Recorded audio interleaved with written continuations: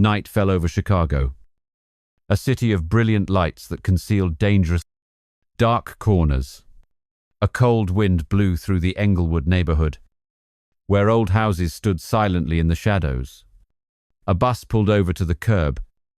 Its doors hissed open, and a man stepped out. Ethan Hunt. A tall figure with a weathered face and unkempt hair falling over his forehead. Wore a worn-out old leather jacket.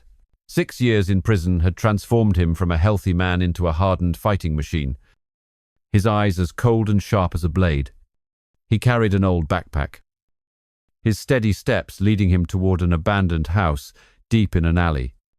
The 2-story wooden house, now covered in dust and cobwebs, was once the home of Ethan and his late wife, Sarah. 6 years ago, this was where they dreamed of a happy family with their unborn child. But now, every corner of the house evoked painful memories, the metallic smell of blood, Sarah's screams, and the image of her lying motionless on the floor. Ethan stood at the door, clutching the key, his breath heavy. He pushed the door open and stepped inside. The faint moonlight, shining through a broken window, illuminating the scratched wooden floor. He smelled the mustiness, but in his mind, the scent of blood from that year still lingered, wasting no time. Ethan got to work. He opened his backpack, taking out a set of daggers, steel wire, and a few disassembled handguns. He knew that uninvited guests would arrive tonight. They were the henchmen of Dmitry Volkov, the notorious crime lord from Moscow who was behind Sarah's death. During his 6 years in prison, Ethan had honed his plan for revenge. Every night, he envisioned every step, every trap, every bullet intended for them. Now, standing in his old house, he was turning it into an impenetrable fortress. Ethan moved swiftly, his sharp eyes scanning every corner of the house. He attached a steel wire to the entrance, placing a hidden blade under the stairs. In the kitchen, he hid a handgun behind the refrigerator, the magazine ready. On the second floor, he set up a pulley system, ready to drop a heavy weight on anyone who passed underneath. Every move he made was precise, like a programmed machine. He had been a Navy SEAL, had survived the brutal battlefields of Afghanistan, but this time, the battlefield was his home. And the enemy wasn't soldiers, but ruthless criminals. Outside, the wind whistled through the trees, carrying strange sounds. Ethan stood by the window, watching the pitch-black street. A black car glided by, its headlights off, and stopped a few hundred yards from his house. He squinted, making out the silhouettes of 2 men getting out of the car. They were dressed in black, moving stealthily, clearly on reconnaissance. Ethan smiled coldly. "You're earlier than I thought," he muttered, his hand tightening on the hilt of his knife. Without hesitation, Ethan drew a handgun from his belt, checked the ammunition, and slid down the stairs with the speed of an assassin. He opened the back door and slipped outside, his body melting into the darkness. The 2 men were approaching the fence, completely unaware that Ethan had circled around behind them. One of them stopped to send a text message. It was his last mistake. Ethan lunged like a panther, locking the man in a jiu-jitsu hold and snapping his neck in an instant. The other man heard the sound and turned, but it was too late. Ethan delivered a roundhouse kick to his opponent's jaw, sending him to the ground. A single silent shot ended it all. Ethan dragged the 2 bodies into the bushes, hiding them well. He checked one of the men's phones and saw a message. "The guy's house is empty. We move tonight. Inform Dmitry." Ethan smirked, threw the phone on the ground, and crushed it under his heel. He returned to the house and continued his work. Every corner was now a deadly trap. He placed smoke grenades under the floorboards and set homemade mines in the backyard. If Dmitry wanted to play, he would show him hell. As the moon disappeared behind the clouds, Ethan sat on an old wooden chair, holding a picture of Sarah. His eyes were red, but not from weakness. It was the fire of vengeance, burning hotter than ever.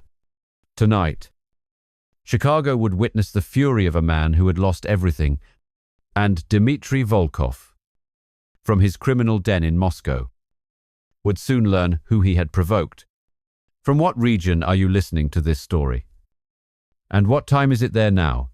Please leave a comment below to let me know you are well and fully focused on this story. My dear friend, we will continue right after this. In the dark room, the faint light from a street lamp filtered through the window, illuminating Ethan Hunt's face. He sat motionless, his sorrowful eyes gazing at the photograph of his wife, Sarah, in his hand. The image of her smiling beside him under the Chicago sun from years ago was now just a painful memory. 6 years ago, on that fateful night, everything had fallen apart. Ethan closed his eyes, and the memories rushed back like a nightmare. It was a rainy night, and their wooden house stood quietly in the woods. Ethan and Sarah had just returned from her brother-in-law's house. As they entered, darkness enveloped them. The power had been cut. Sarah nervously looked for a flashlight. But then she discovered strange figures inside the house. They emerged from the shadows, their faces covered, weapons at the ready. Ethan was knocked unconscious at the door. When he woke up, he found Sarah lying in a pool of blood, her eyes lifeless. Those men, henchmen of Dmitry Volkov, the crime lord from Moscow, had acted ruthlessly simply because the house stood on a piece of land they wanted to seize. Ethan rushed outside and killed one of them, but the others escaped. The law was not on his side, and he was sentenced to 6 years in prison for murder. Ethan opened his eyes, returning to the present. The chirping of insects outside did not distract him. He stood up, tucked the photograph into his jacket pocket, and left the house. Tonight, he needed information. And Chicago had dark corners where truth was bought and sold with blood. He headed to the Black Viper, a notorious bar on the south side where Dmitry's men often gathered. The air in the bar was thick with the smell of alcohol and smoke.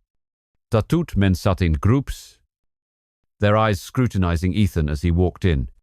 He wore his leather jacket and a baseball cap pulled low, deliberately hiding his face. The bar was crowded, but Ethan quickly spotted his target, a large, bald-headed man sitting in a corner. He was Sergei, one of Dmitry's loyal henchmen, who had been present the night Sarah was killed. Ethan approached, ordered a whiskey, and intentionally dropped the glass on the floor to get attention. Sergei turned around, his eyes filled with hostility. "What the hell are you doing?" "You bastard!" he roared.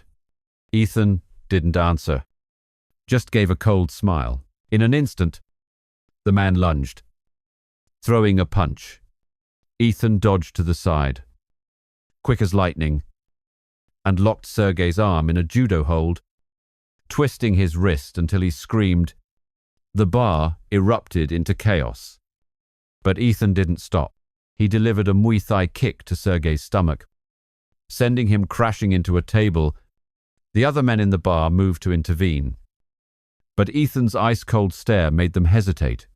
Ethan dragged Sergei into a dark corner behind the bar and slammed him against the wall. "Talk. Where is Dmitry? And why did you target my house?" he growled. The tip of his knife pressed against Sergei's throat. The man panted, trying to resist, but a punch to the ribs made him crumple. "I don't know anything," Sergei yelled. Ethan pressed harder, the knife drawing a thin line of blood on his cheek. "Talk. Or you do right now." Finally, Sergei confessed. Dmitry is in Moscow, but he controls everything from there. Your house is on land for a big project. He wants it. And his son, Nikolai, was the one who dealt with your wife. Ethan froze. a furious flame erupting in his eyes. Nikolai, the one who had directly killed Sarah, he let Sergei go, but not out of mercy. A silenced bullet went through his forehead, and Ethan vanished into the night before anyone could notice. Back at the house, Ethan sat in the chair, his hand gripping his gun. Nikolai's name was now on his kill list, but he knew that to face Dmitri and his entire Moscow organization, he needed more than just himself. He took out his phone and dialed a number.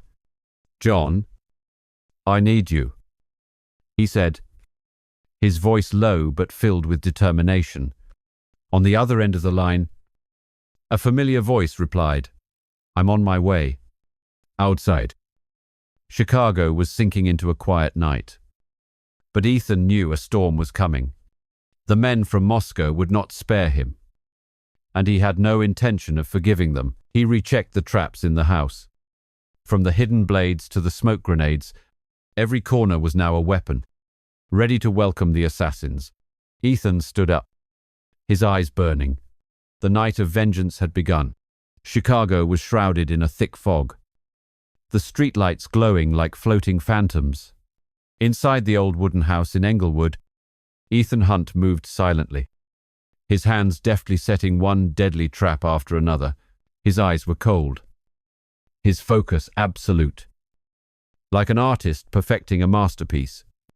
Every corner of the house was now not just a shelter, but a battlefield designed to destroy any intruder from Moscow, where Dmitri Volkov ran his criminal empire. Ethan stood on the second floor, checking the steel wire attached to a 20-kilogram weight suspended from the ceiling. One wrong step, and the enemy would be crushed. Under the kitchen floor, he hid smoke grenades, ready to blind his opponents. In the yard, homemade mines were cleverly camouflaged under a layer of dry leaves. He had learned how to make them in Afghanistan. And now, that skill had become a weapon of revenge. Each trap was a declaration of war against Dmitri and his henchmen. Suddenly, a faint noise echoed from the alley. Ethan immediately turned off the lights, glided to the window, and hid behind the curtain. A black SUV stopped a few hundred yards from the house, and 3 men got out. Carrying rifles and surveillance equipment, they moved cautiously, their darting eyes clearly marking them as Dmitri's reconnaissance team. Ethan gave a faint smile, his hand tightening around the M24 sniper rifle he had hidden in the closet. "You want to play? I'll play," he muttered, not letting them get any closer. Ethan slipped out the back door and melted into the Chicago darkness. He moved like a phantom, his feet making no sound. Using his SEAL skills, he circled behind the recon team. One man was using binoculars to watch the house, unaware that Ethan was right behind him. He delivered a taekwondo kick to the back of the man's neck, dropping him instantly. The other 2 were startled and raised their rifles, but Ethan was faster. A jiu-jitsu arm lock made the second man's rifle fall, followed by a Muay Thai punch to the temple that took him down in an instant. The third man ran, darting into a dark alley. Ethan didn't give chase immediately. He picked up the enemy's rifle, checked the magazine, and climbed onto a nearby roof. From this position, he had a perfect view down into the alley. The scout was panting, thinking he had escaped. Ethan looked through the scope, his breathing as steady as a machine. A silenced shot rang out, the bullet tearing through the scout's shoulder and bringing him down. Ethan slid down from the roof and approached his target. He was still alive, groaning and trying to crawl away. Ethan pinned him down, knife to his throat. "How many men did Dmitri send?" he growled. He panted, his eyes wide with panic. 10. 15 men. They're coming tonight. Nikolai is leading them. Ethan tightened his grip on the knife, his eyes flashing at the name of Nikolai, the man who had killed Sarah. He didn't kill the man right away. Instead, breaking his arm and leaving a message, Tell Dmitri I'm waiting." Then he disappeared into the shadows, leaving the scout unconscious. Back in the house, Ethan rechecked everything. He added more traps, a shotgun hidden behind the main door, triggered by a tripwire, a dagger mounted in the hallway ceiling, ready to drop. He knew Dmitri wouldn't stop, and his son, Nikolai, would lead the assault. Ethan stood in the backyard, looking out at the dark woods. A cold wind blew. Carrying the feeling of an impending storm, he took out his phone and called John Wick, his old comrade. "I need you here before midnight," he said curtly. John replied, "Understood. I'm bringing toys." While he waited, Ethan sat down and inspected his Glock 17 handgun. He remembered the days in Afghanistan, when he and John fought side by side, facing death together. Now, this battle was not just for him, but for Sarah and the child who was never born. He stood up, his gaze resolute. Chicago would be the battlefield, and Moscow would soon learn the price of angering Ethan Hunt. In the distance, headlights flashed through the fog. The low rumble of engines announced the approach of Dmitri's men. Ethan held his gun, giving it one last check. The house was ready, and so was he. Tonight, blood would be spilled, and Ethan would make Dmitri pay for every drop of Sarah's blood. Inside the wooden house, now a fortress, Ethan Hunt stood silently by the window, his gaze as sharp as a knife, watching the road leading to the house. The headlights of 3 black SUVs cut through the fog, stopping a few hundred yards away. The doors opened, and 10 assassins stepped out, weapons at the ready. Led by Nikolai, the son of Dmitri Volkov, Ethan tightened his grip on his handgun, his lips curling into a cold smile. "They're here," he muttered. The battle was beginning. Nikolai gave a signal, and the assassins spread out, advancing toward the house. They moved carefully, but not carefully enough to avoid the first trap. One of them stepped on a homemade mine under the dry leaves, and a deafening explosion ripped through the night. His body was thrown through the air, and the others panicked, taking cover behind trees. Ethan didn't wait. He pressed a remote detonator, activating the smoke grenades hidden in the front yard. Thick white smoke billowed out, obscuring their vision. Using the cover, Ethan burst out the back door, his dagger flashing in his hand. An assassin came into view. Ethan closed in, delivering a taekwondo kick to his chest that sent him flying backward. Before the man could scream, Ethan locked him in a jiu-jitsu chokehold, snapping his neck in an instant. 2 others heard the commotion and fired into the smoke. Ethan rolled to avoid the bullets, then threw his dagger. The blade sank deep into one man's forehead, and he collapsed. The last one panicked, firing wildly. But Ethan had already circled behind him and put a single, precise shot from his handgun into his head. Blood sprayed, and the woods fell into a deathly silence. Inside the house, Nikolai led the remaining 5 men to break down the main door. The door burst open, but immediately, a heavy weight fell from the ceiling, crushing one of them. The others were startled and raised their guns. But Ethan had anticipated this.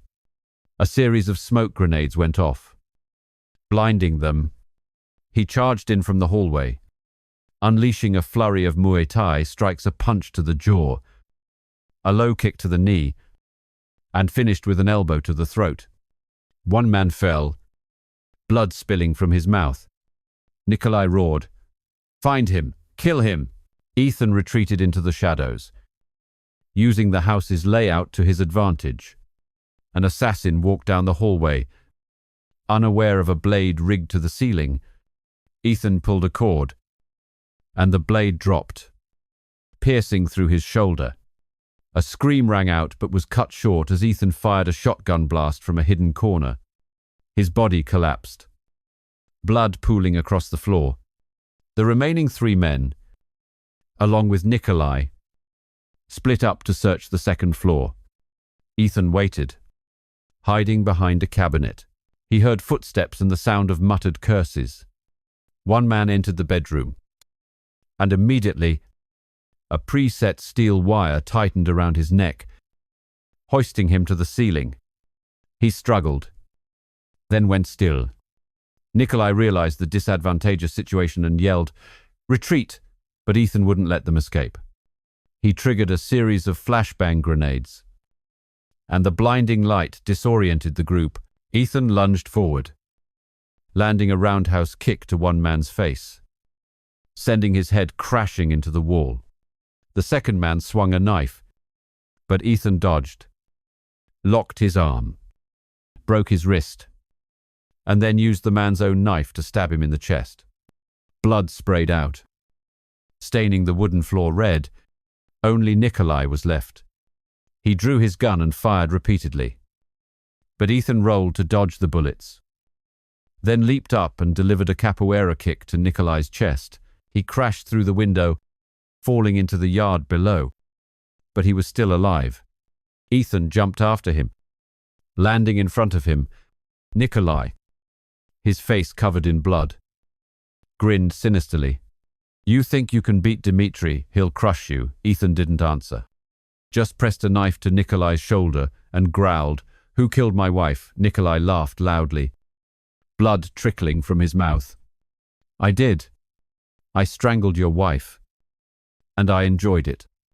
Ethan froze, a fire of rage erupting within him. He pinned Nikolai down, punching him in the face again and again, each blow carrying 6 years of pain. But he stopped himself from killing him. "You're going to tell me everything," Ethan roared, dragging Nikolai into the shed behind the house under a dim light. He tied him to a chair with a knife to his throat. "Where is Dmitri? What's his plan?" Nikolai, despite the pain, still sneered. "Moscow. He'll drown this whole town in blood if you don't stop." Ethan said nothing, simply cutting a line across Nikolai's chest, making him scream, "Talk, or I'll make you beg for death."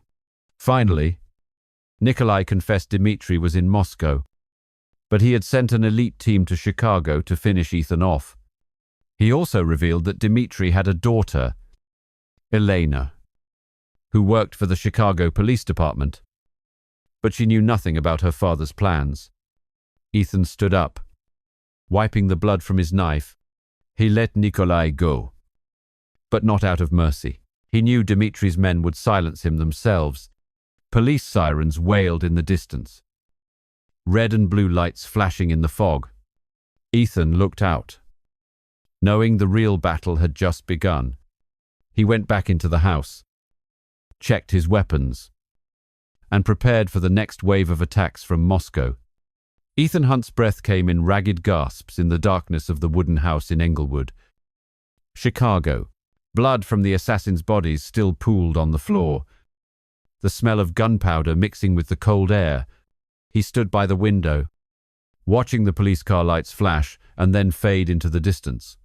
Nikolai, the murderer who killed his wife, was now tied up in the shed. But Ethan knew that to confront Dmitri Volkov in Moscow, he would need help. His phone vibrated. A short text message from John Wick arrived. "Meet in the backyard." Ethan slipped out the back door, his form melting into the night like a phantom. Under the dim moonlight, John Wick appeared. A tall, lean figure in a black suit, carrying a metal case. John's sharp eyes scanned the forest before landing on Ethan.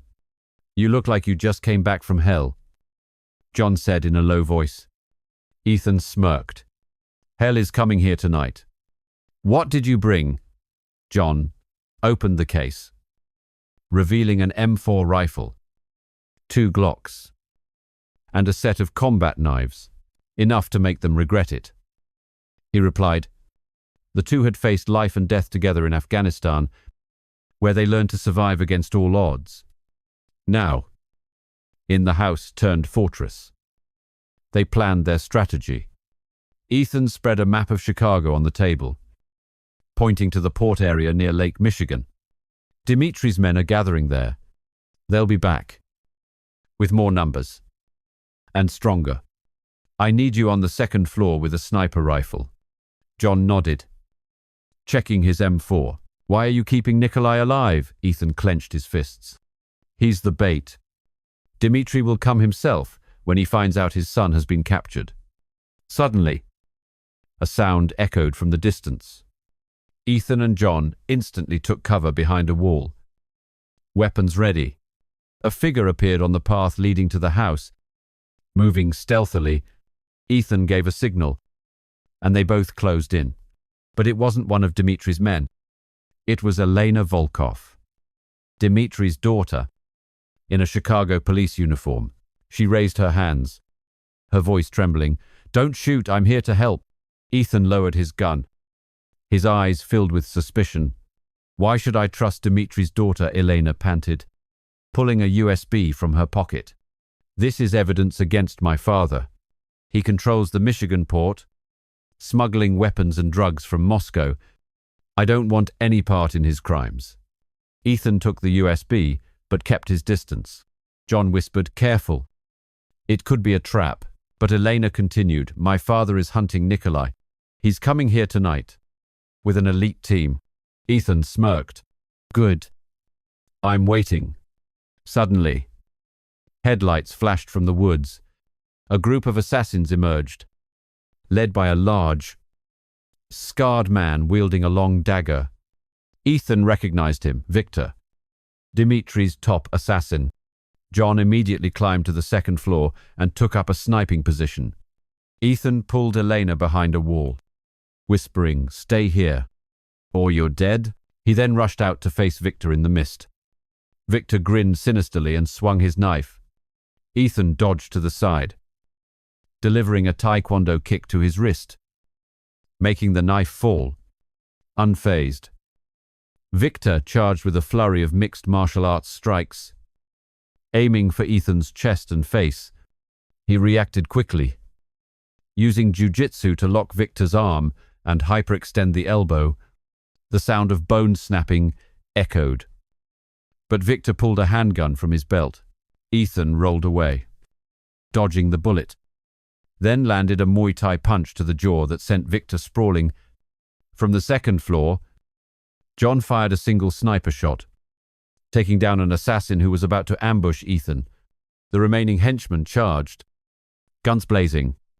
Ethan dove into the bushes, using the darkness to his advantage, and threw a smoke grenade. White smoke billowed out, and he leapt out like a panther, slitting one man's throat with a dagger. Another swung an iron pipe, but Ethan dodged and delivered a capoeira kick to his chest, sending him flying into a tree trunk. John continued to provide support from above, every one of his shots taking a man down. But Victor had recovered, charging at Ethan with a new knife. The two fought fiercely, their moves lightning fast. Ethan finally got Victor in a chokehold, using a judo throw to slam him to the ground, then shot him in the leg. "Tell Dimitri I'm waiting in Chicago." Ethan roared, letting him go as a living message. As the assassins retreated, Ethan went back into the house and checked on Elena. She was still trembling, but her eyes were determined. "I'll help you, but don't let my father know," she said. Ethan nodded, handing her a gun. "Prove it." John came down from the second floor, wiping blood from his knife. "They'll be back, with more of them," he said. Ethan looked out at the woods, where the car lights were fading. "I know, and I'm ready." The roar of engines in the distance signaled the arrival of Dmitri Volkov's army. John Wick, from his sniper position in the corner of the house, rechecked his magazine.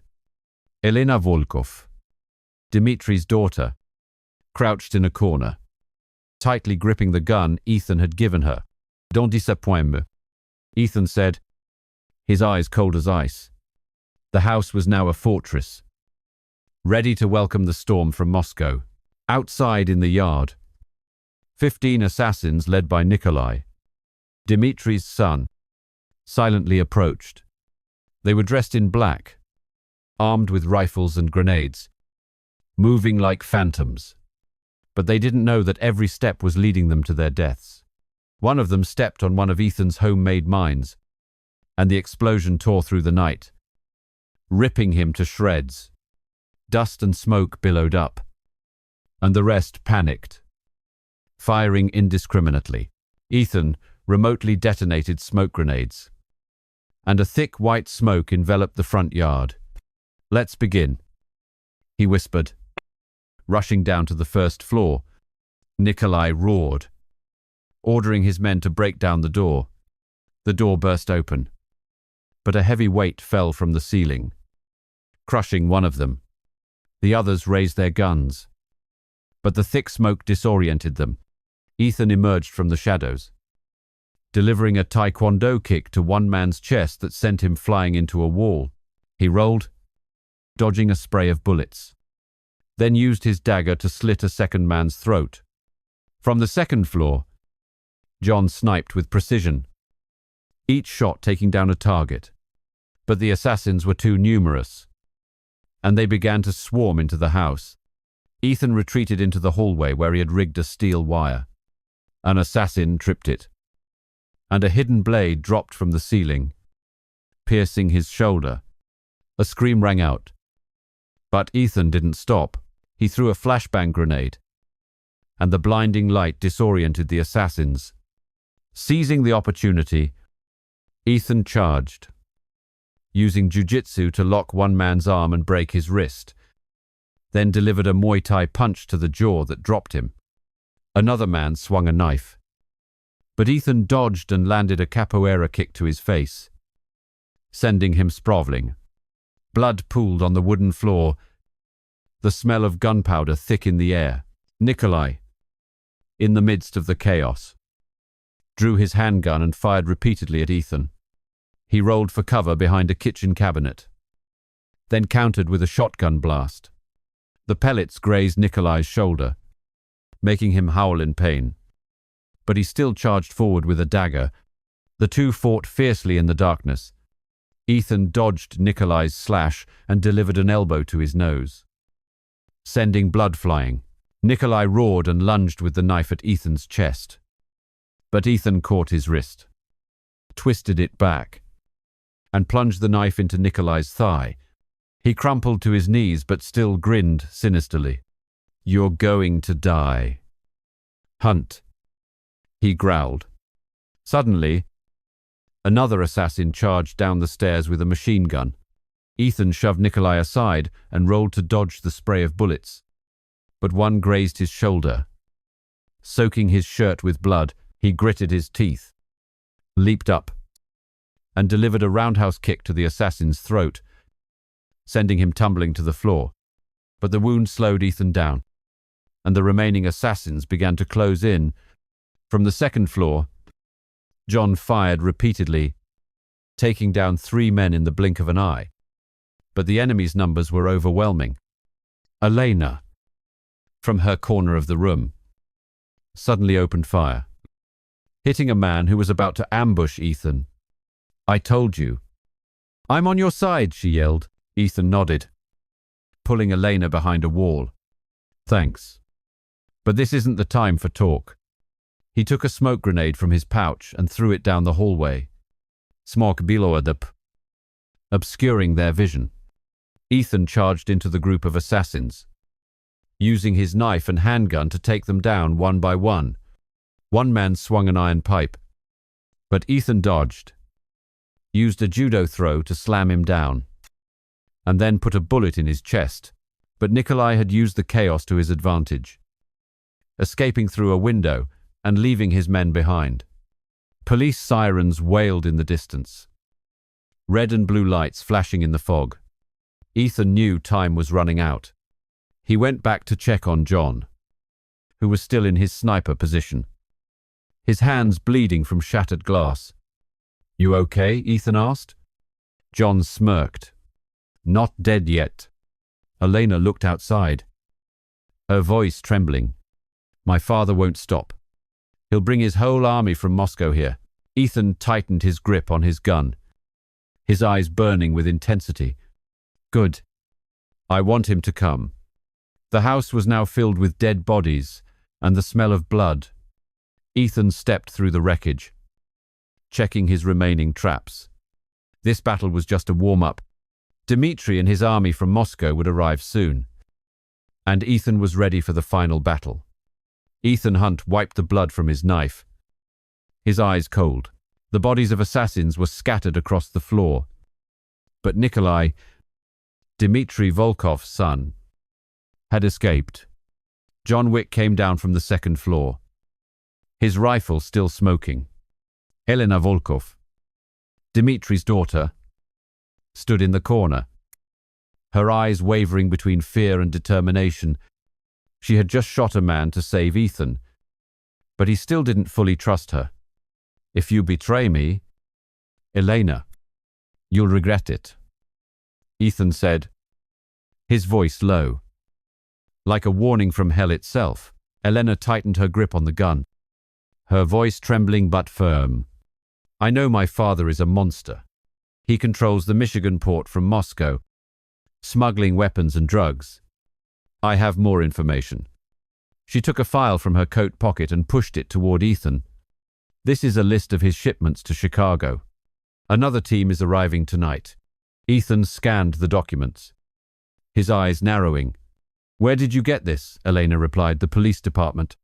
"I overheard my father's communications," John interjected, his tone suspicious. "Why turn your back on Dmitri?" Elena lowered her head. "Because of my mother.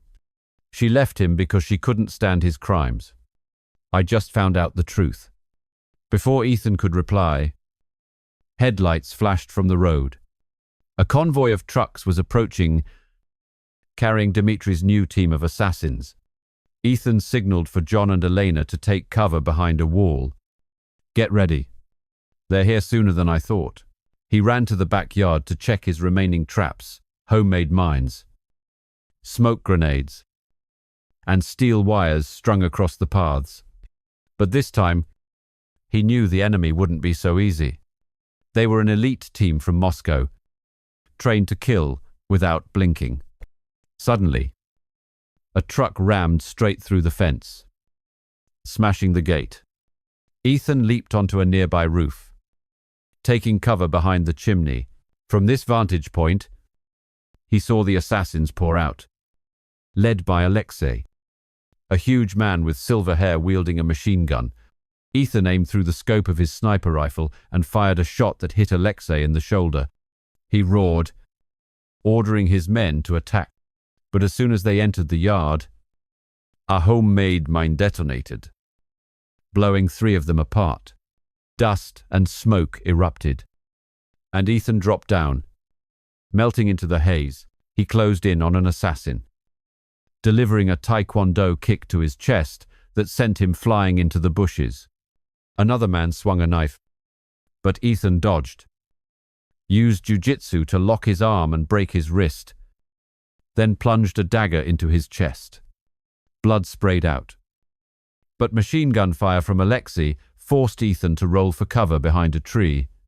From inside the house, John sniped, taking down 2 men trying to climb through a window. Elena, though trembling, also opened fire from the hallway, hitting a man who was breaking down a door, but the number of enemies was too great, and they began to surround the house. Ethan decided to lure them out. He jumped into their truck, slammed on the gas, and sped straight into the neighborhood. The assassins gave chase, guns blazing. Ethan drove through the narrow alleys of Chicago, swerving to avoid bullets. One assassin leaped onto the truck bed, stabbing a knife through the rear window. Ethan slammed on the brakes, sending him tumbling, then delivered a Muay Thai kick to his face as he tried to get up. Blood splattered across the windshield. Dimitri's convoy stayed close. But Ethan had planned ahead. He drove into a dead-end alley where he had once stashed an M249 machine gun. He jumped out, took position, and unleashed a hail of bullets on the assassins.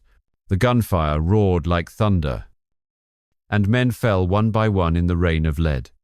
Alexei charged forward, firing back with his own machine gun. But Ethan rolled and threw a smoke grenade. In the smoke, he closed in, delivering a series of MMA strikes, a punch to the nose, a low kick to the knee, and finished with an elbow to the throat. Alexei collapsed, but before losing consciousness, he whispered, "Dimitri is coming to Chicago. You're a dead man." Ethan didn't kill him but tied him up, leaving a message. "For Dimitri. I'll be waiting." He returned to the house to find John and Elena clearing away the bodies. John smirked. "You scared the hell out of them." Elena looked at Ethan, her voice firm. "I will contact the police chief and request backup. But you have to promise me. Don't kill my father." Ethan didn't answer, only rechecked his weapon. He knew Dimitri from Moscow would not be forgiving. And the real battle was about to begin. The air in the wooden house in Englewood, Chicago, was heavy with the smell of blood and gunpowder. Dim streetlights pierced through the broken windows, illuminating the battle-scarred face of Ethan Hunt. He stood amidst the wreckage, checking the remaining traps, razor-sharp tripwires, smoke grenades hidden under the floorboards, and a shotgun mounted behind the door. The wound on his shoulder was still bleeding, but he paid it no mind. The fight with Nikolai and Dmitri Volkov's henchmen was just the beginning. From Moscow, Dmitri was coming, and Ethan knew this would be the final battle. John Wick, Ethan's old comrade, sat cleaning his M4 rifle, his gaze as sharp as a blade. "They'll be back, with more men. More aggressive," John said in a low voice. Elena Volkov, Dimitri's daughter, stood in the corner of the room, her trembling hands clutching a folder of documents. "I've contacted the police chief," she said. "He promised to intervene. But my father is a powerful man. You need more help." Ethan glanced at her, his eyes suspicious but not dismissive.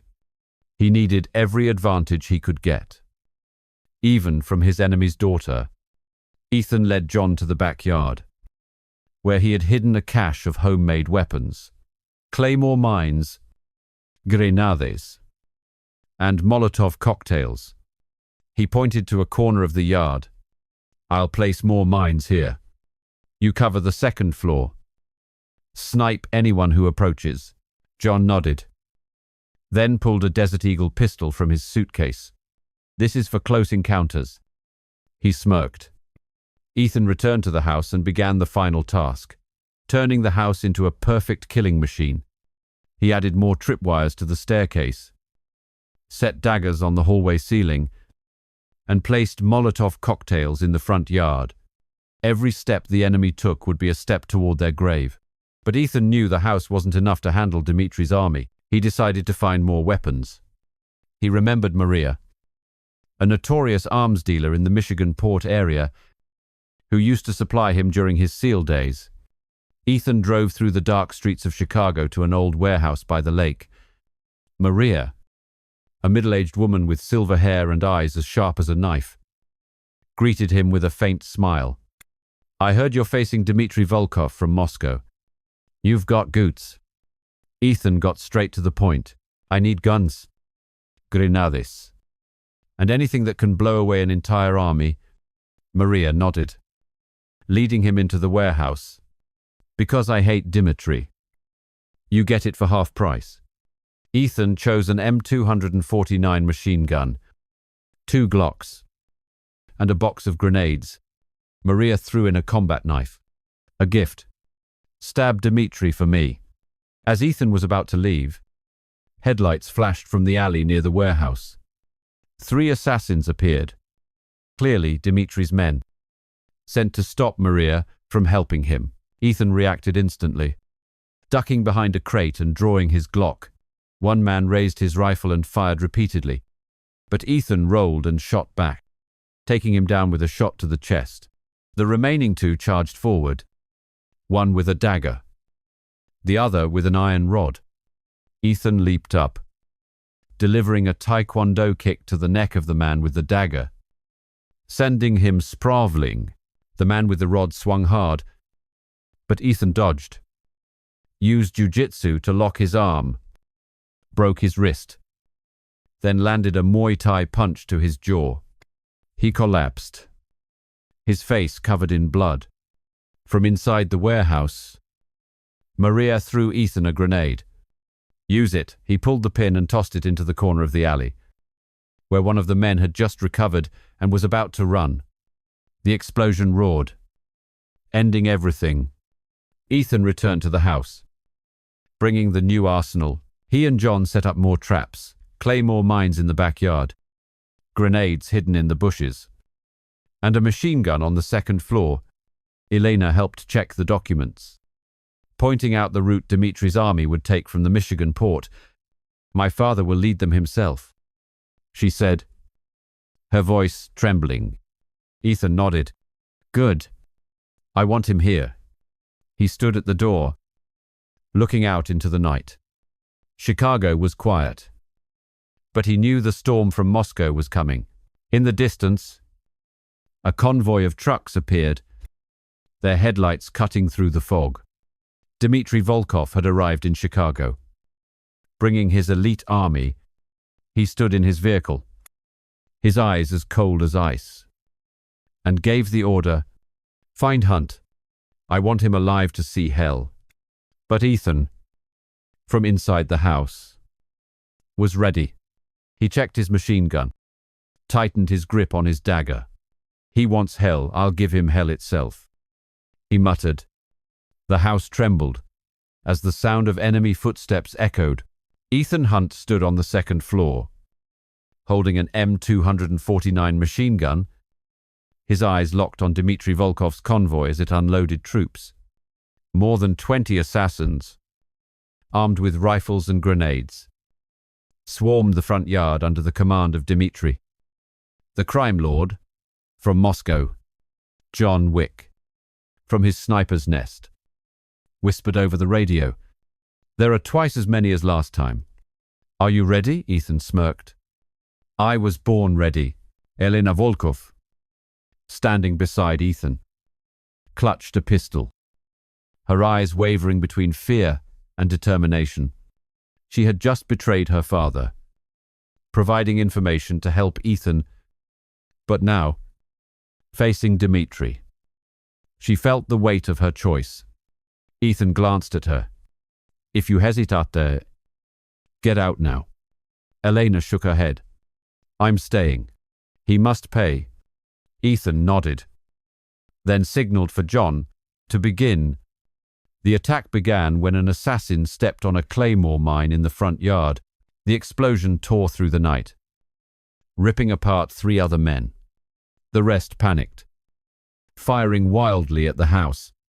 Ethan triggered a smoke grenade, and a white cloud enveloped the area, obscuring their vision.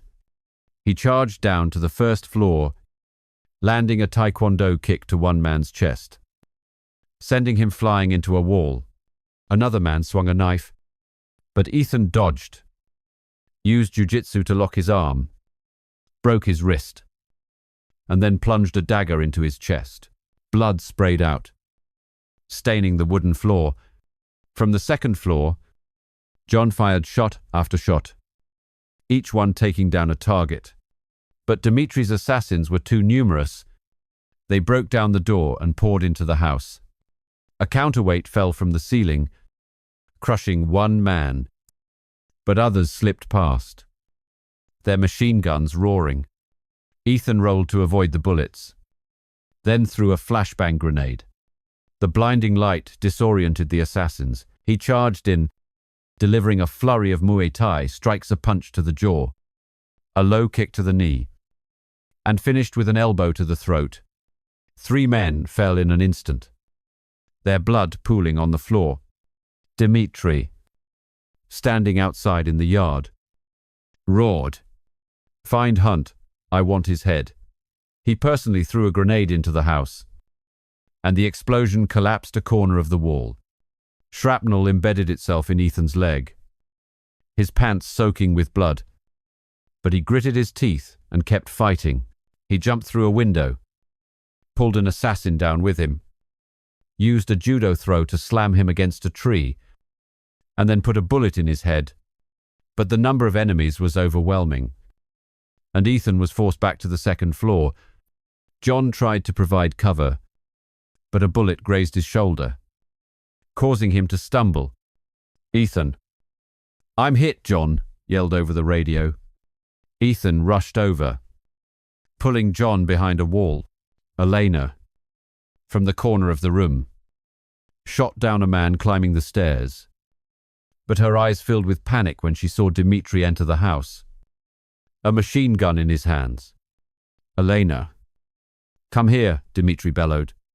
"You betray me for that bastard."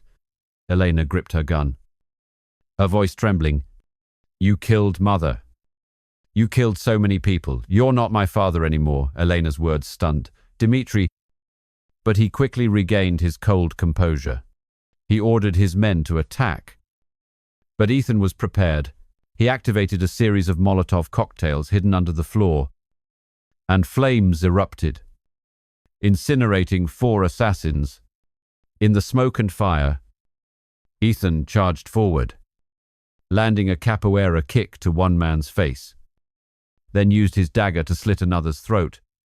But an assassin ambushed him from behind, stabbing a knife into Ethan's side.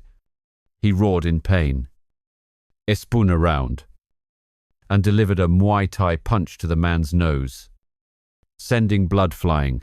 He pulled the knife out, his shirt soaked with blood, but he remained standing. Elena rushed in, shooting down a man who was aiming at Ethan, giving him a chance to retreat. John, despite his injury, continued to snipe from his corner, taking down 2 more men, but Dimitri had reached the second floor, his eyes like a demon's. "Hunt, you're dead meat," he screamed, firing his machine gun. Ethan rolled, dodging the bullets, then leaped up, landing a roundhouse kick on Dimitri's arm, causing the gun to fall. The 2 men charged at each other, engaging in hand-to-hand combat. Ethan used a jiu-jitsu hold to lock Dimitri's arm, but he countered, punching Ethan's wounded side, causing him to buckle. In that critical moment, Elena raised her gun and aimed at Dimitri. "Stop it." "Father," she screamed. Dimitri sneered. "You don't have the guts to shoot."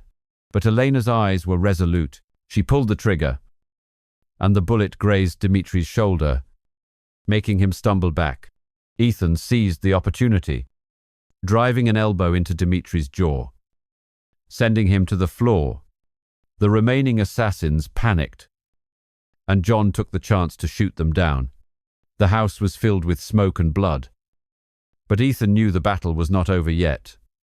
Flames raged in the wooden house in Englewood, Chicago, turning Ethan Hunt's fortress into a sea of smoke and ash. The bodies of assassins were scattered across the floor, blood mixed with debris. Ethan, though exhausted and bleeding from the wound in his side, stood firm, his burning gaze fixed on Dmitri Volkov, the crime lord from Moscow, who was kneeling on the floor, his shoulder bleeding from the shot fired by his daughter, Elena Volkov. John Wick, despite his own shoulder wound, kept his rifle ready, guarding the exit. Police sirens wailed in the distance. But Ethan knew this was his fight alone. Dimitri laughed sinisterly, despite his bloodied face. "You think killing me will get you revenge? Hunt, your wife died because you were weak." The words cut Ethan like a knife. He lunged forward, delivering a Muay Thai punch to Dimitri's jaw. knocking him to the ground. "You're wrong," Ethan roared, pulling Dmitri up and pressing a dagger to his throat. "I'm not going to kill you quickly. I want you to feel the pain I've endured." The two men clashed in the smoke-filled room. Dmitri, though older, was still a formidable opponent. He threw a punch at Ethan's wounded side, making him grit his teeth. But Ethan countered with a taekwondo kick to the chest, sending Dmitri into a wall. He pulled a knife from his belt and lunged at Ethan, but he dodged, used jiu-jitsu to lock his arm, and broke Dmitri's wrist. He screamed as the knife clattered to the floor. Ethan didn't stop, delivering an elbow to his nose, splattering blood. "This is for Sarah," he growled, landing another punch to Dmitri's stomach. "And this is for my child, Elena," standing in the corner of the room, clutched her gun, her eyes red. She had just shot her father to save Ethan. But now, seeing Dmitri kneeling on the floor, she trembled. "Father, why did you do it?" she cried out. Dmitri laughed bitterly. "You're just like your mother, weak and treacherous." The words stunned Elena, but she didn't fire again. Instead, she turned away, tears streaming down her face. Ethan dragged Dmitri to the front yard, where the fire still burned. His henchmen had been eliminated, their bodies lying everywhere. John approached, his gun still aimed at Dmitri. "End it, Ethan," he said, but Ethan shook his head. "Not yet. He has to pay in full." He pushed Dmitri into the middle of the yard, where he had hidden one last homemade bomb. "You wanted this house. I'll give you hell itself." Ethan activated the remote, and a massive explosion shook the forest, blowing away a corner of the yard. Dmitri was thrown by the blast, but was still alive, crawling in agony. Ethan approached, his dagger gleaming in the firelight. Dmitri looked at him, his arrogant gaze gone. "Kill me," he whispered. But before Ethan could act, Elena stepped forward, her gun aimed at her father. "No, Mr. Hunt, let me." She pulled the trigger, and the bullet pierced Dmitri's chest. He fell, his blood staining the grass, his eyes lifeless. Elena collapsed to her knees, sobbing, "I'm sorry for everything." Ethan looked at her, his expression softening. "You did the right thing," he said, then turned away. John clapped him on the shoulder. "It's over. Let's go." But Ethan shook his head, looking at the burning house. "I'm staying. I have to make sure nothing of Dmitri is left." He walked into the wreckage, checking the bodies of the assassins to ensure there were no survivors. The police chief appeared, his face grim as he surveyed the scene. "You started a war, Hunt," he said. Ethan smirked. "They came to me. As dawn broke, Chicago returned to peace." Elena left the city, determined to find her mother, carrying with her the pain and the hope of redemption. John clapped Ethan on the shoulder. "Where will you go?" Now Ethan looked out at Lake Michigan, where the sunlight sparkled on the water. "I don't know, but Sarah and my child can rest in peace now." He walked away, his figure slowly disappearing into the morning mist. Englewood returned to silence, but the scars of the battle remained. The wooden house was now just a pile of ashes, but it had fulfilled its mission to be Ethan Hunt's fortress, the place where he avenged his family. The town knew that even though Dmitri Volkov and his empire from Moscow had fallen, the story of the lone man who stood against a world of crime would be told forever.